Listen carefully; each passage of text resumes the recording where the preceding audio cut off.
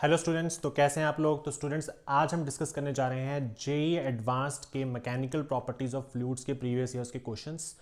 तो एक एक करके क्वेश्चन डिस्कस करते हैं। सबसे पहला क्वेश्चन आपको आपकी स्क्रीन पे दिख रहा है, जो कि जेईई एडवांस्ड 2020 में पूछा गया क्वेश्चन था। क्वेश्चन क्या है, सुनिए ज़रा ध्यान से। एक क्यूबिकल सॉलिड एल्यूमिनियम आपके पास दे रखा है, क्यूबिकल शेप का एक सॉलिड एल्यूमिनियम जिसका बल्क मॉड्यूलस आपके पास दे रखा है -v/dp/dv which is equals to 70 GPa। GPa का मतलब है giga pascal and you know the value of giga is 10 raised to power 9। ठीक है, इसकी एज लेंथ आपको दे रखी है 1 metre on the surface of earth. It is kept on the floor of a 5 kilometre deep ocean taking the average density of water and acceleration due to gravity is 10 raised to power 3 kg per meter cube and 10 metre पर second square. तो चलिए पहले इसमें जो जो data है वो देख लेते हैं, क्योंकि क्वेश्चन थोड़ा लेंथी है। तो सबसे पहले हमारे पास तो बल्क मॉड्यूलस दे रखा है आपके पास, यानी कि आपके पास बल्क मॉड्यूलस बी की वैल्यू दे रखी है क्वेश्चन में। कितनी है, मैं इसको यहाँ लिख देता हूँ। बी की वैल्यू कितनी दी आपके पास क्वेश्चन में, the value of B is 70 GPa।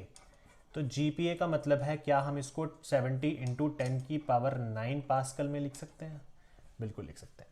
उसके बाद हमारे पास जो एज लेंथ है, यानी कि जो L की वैल्यू है, वो आपको दे रखी है 1 मीटर सरफेस ऑफ अर्थ के ऊपर। ठीक है, उसके बाद एक डीप ओशियन है और उस डीप ओशियन के फ्लोर पे रखा गया है, जो कि 5 किलोमीटर, जो ओशियन है वो डीप है, गहरा है 5 किलोमीटर। ठीक है, तो यानी कि जो इसकी 5 किलोमीटर होगा वो हम उसको मीटर में लिख सकते हैं। ठीक है, 5 किलोमीटर को मीटर में यहाँ से लिख सकते हैं। तो हम यहाँ से क्या बोलेंगे कि जो 5 किलोमीटर है उसको अगर मैं मीटर में लिख लूँ तो ये आ जाएगा 5000 मीटर आ जाएगा। ठीक है, चलिए, एवरेज डेंसिटी हमें पता है वाटर की कितनी होती है और जी की वैल्यू भी हमें पता है। उसने हमसे पूछा है कि change in edge length of the block in millimetre. Change in edge length का मतलब ये होता है कि आपसे यहाँ पे वो डीएल पूछ रहा है निकालने के लिए। अब डीएल का क्या मतलब है, तो ज़रा याद करो कि जब हम क्या करते हैं, बल्क मॉड्यूलस निकालते हैं, तो बल्क मॉड्यूलस निकालने का हमारे पास फॉर्मूला क्या होता था, B is equals to -P dV/V। जैसे कि हमें पता है बल्क मॉड्यूलस में क्या होता था कि जो भी हम कभी भी प्रेशर अप्लाई करते थे तो वॉल्यूम जो था बॉडी का वो चेंज हो जाता था और वो वॉल्यूम घटता था। जैसे आप किसी भी बॉडी को अगर पानी के अंदर, फ्लूइड के अंदर इमर्स कर देते हो तो उसका वॉल्यूम हमेशा कम हो जाता है, जिसकी वजह से हम नेगेटिव साइन लगाते हैं। और P आपके पास प्रेशर है, dV है change in volume and V is the original volume.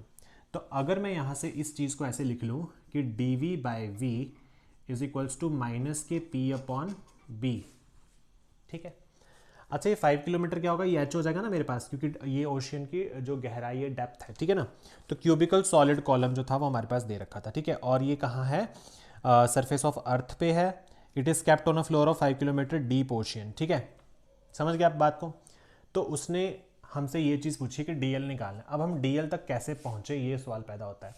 तो देखो, सबसे पहले क्या करेंगे, ये जो dV/V है, अगर मैं इसमें वॉल्यूम की बात करूँ तो क्यूब का, इसमें क्यूबिकल बॉडी बोलिए तो क्यूब का वॉल्यूम क्या होता है, साइड का क्यूब या फिर एज का क्यूब। तो क्या मैं इसको V को L क्यूब लिख सकता हूँ। अब हमने फर्स्ट चैप्टर में यूनिट्स एंड डायमेंशन में पढ़ रखा है कि हम यहाँ से dV/V निकाल सकते हैं। कैसे, 3 इंटू dL/L करके। इतनी चीज़ पता है। ठीक है, ये फर्स्ट चैप्टर में हम पढ़ते हैं, तो यहाँ से आ जाएगा। इस dV/V की जगह क्या मैं ये चीज़ पुट कर सकता हूँ, तो 3dL/L। अब ये जो P है ना, ये P अगर हम फ्लूइड की बात करें, जैसे मान लो डीप ओशियन जो है वो 5 किलोमीटर डेप्थ में है, तो आपको पता है कि किसी भी गहराई वाली चीज़ पे फ्लूइड के अंदर जो प्रेशर होता है वो कितना होता है, ρgh होता है। कितना होता है, ρgh होता है। ठीक है, अगर हम एटमॉस्फेरिक प्रेशर को कंसिडर ना करें तो यहाँ से क्या मैं इसको ρgh लिख सकता हूँ प्रेशर को। मैं नेगेटिव साइन यहाँ से हटा रहा हूँ because I am talking about the magnitude. मैं यहाँ पे सिर्फ मैग्नीट्यूड ले रहा हूँ। और B आपके पास क्या है, यहाँ से बल्क मॉड्यूलस आ जाएगा। तो मुझे बेसिकली यहाँ से dl निकालना है, तो मैं dl को यहाँ रखूँगा और ρgh करके इंटू ρgh यहाँ हो जाएगा, L ऊपर चला जाएगा और साथ में 3 चला जाएगा नीचे B के साथ। तो कुछ इस तरीके से वैल्यू बनेगी। अब आगे इसको सॉल्व करते हैं और वैल्यूज़ को पुट करते हैं। तो dl इज इक्वल टू रो क्या है मेरे पास, डेंसिटी ऑफ वाटर, जो कि क्वेश्चन में दे रखी थी 10⁻³ इंटू G की वैल्यू कितनी है, 10 है। H की वैल्यू मीटर में हमने लिख रखी है कितनी, 5000 मीटर। हाँ जी, ठीक है ना, 5000 मीटर डिवाइडेड बाय, अच्छा और कुछ रह गया, L रह गया है ना। L कितना है, 1 मीटर है। तो L को 1 हम यहाँ लिख लेते हैं।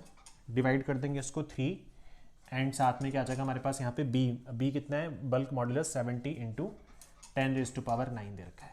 ठीक है, इसको सॉल्व करेंगे तो सॉल्व करने पर क्या आ जाएगा, ये वाला 0 इस 0 से कैंसिल आउट हो जाएगा। ठीक है, और ऊपर हमारे पास क्या बचेगा, 5 है, ऊपर है हमारे पास 5, नीचे है 3, ये है 10⁻3 और अगर इसमें 5 को ब्रेक कर लूँ 5000 को तो 10⁻3 हो जाएगी, यानी कि 10⁻6 ऊपर हो जाएगी और 10⁻9 नीचे हो जाएगी। लेकिन नीचे 7 भी है तो यहाँ पे 21 आ जाएगा। क्या आ जाएगा, 21 आ जाएगा। तो अगर मैं 5 को 21 से डिवाइड करूँ देन आई विल गेट 21, 0.52 से करेंगे तो कितना आ जाएगा 42, बचेगा 8, 0 लगा लेंगे। फिर किससे करें 21 को, 3 से कर दें, 3 वन द 3, 3 टू द 6, 63, तो 3 से करेंगे तो 63 आ जाएगा। ठीक है, उससे आगे सॉल्व करने की जरूरत नहीं है। अप्रॉक्सीमेटली 0.23 इंटू 10⁻³ आपके पास किस में आ जाएगा, ये मीटर में आ जाएगा, बट उसने हमसे क्वेश्चन में मिलीमीटर में पूछा था, सो दैट्स वाई मैं इसको सिर्फ लिख सकता हूँ 0.23 मिलीमीटर। एक स्टेप और आगे करना चाहते हो तो आप वो भी कर सकते हैं, वो आपकी मर्जी है। 0.238 समथिंग आएगा, वो आप करके देख सकते हो। ठीक है, तो ये था हमारे पास फर्स्ट क्वेश्चन का आंसर जो कि जे एडवांस 2020 के पेपर में हमसे पूछा गया था। क्लियर इतनी बात? चलिए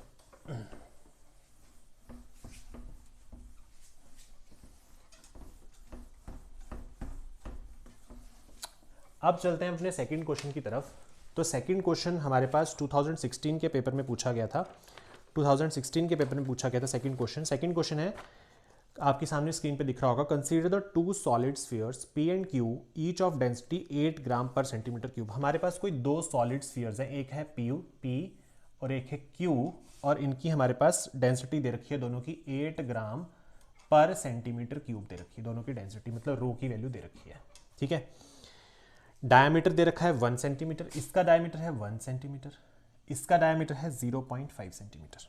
ठीक है, and the sphere P is dropped into a liquid. हमने इस P स्फीयर को किसी एक लिक्विड में क्या कर दिया, ड्रॉप कर दिया। इस लिक्विड में क्या कर दिया, इस P को ड्रॉप कर दिया।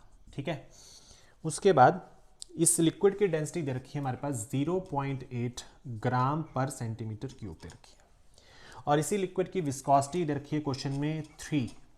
ठीक है, sphere Q is dropped into a liquid of density 1.6। जो Q वाला है उसको भी हमने किसी लिक्विड में ड्रॉप कर देना है। मान लीजिए Q आपके पास हो गया।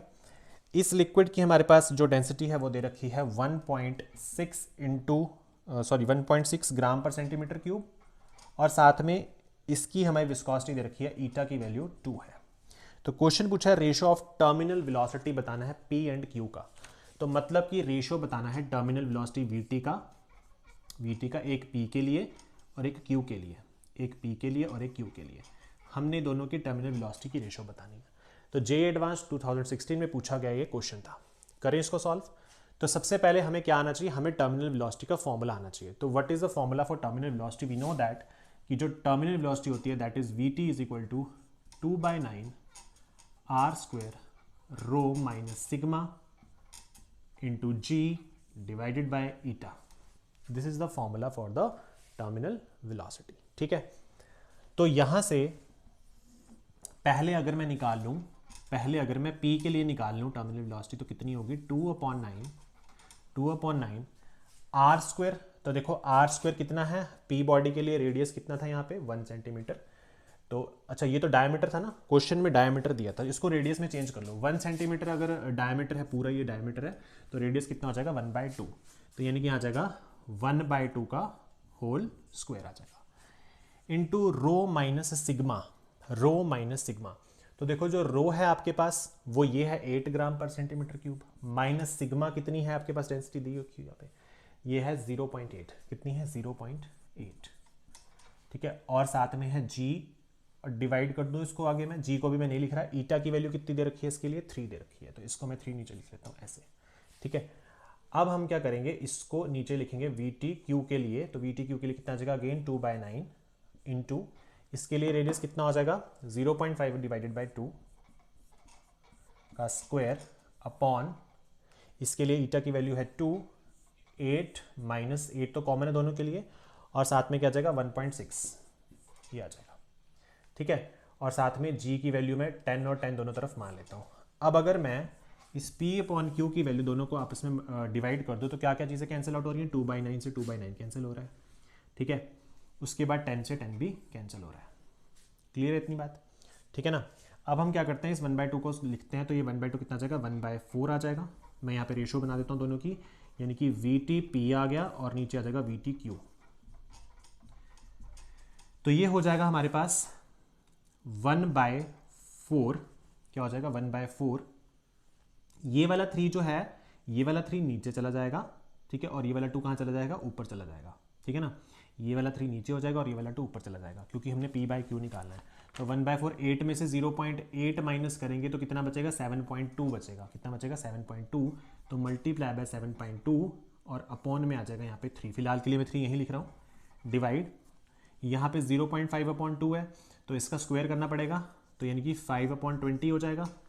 तो 5/20 का हम स्क्वायर कर देते हैं, इसको काट देते हैं, 5 × 5 5 4 20, यानी कि 1/4 का स्क्वायर हो जाएगा 1/16। कितना हो जाएगा, 1/16 मल्टीप्लाई बाय 8 में से 1.6 माइनस करेंगे तो कितना बचेगा, 10 में से 6 गए 4 बचे, 7 में से 1 गए 6 बचे, तो 6.4 आ जाएगा, यहाँ पे 6.4 आ जाएगा।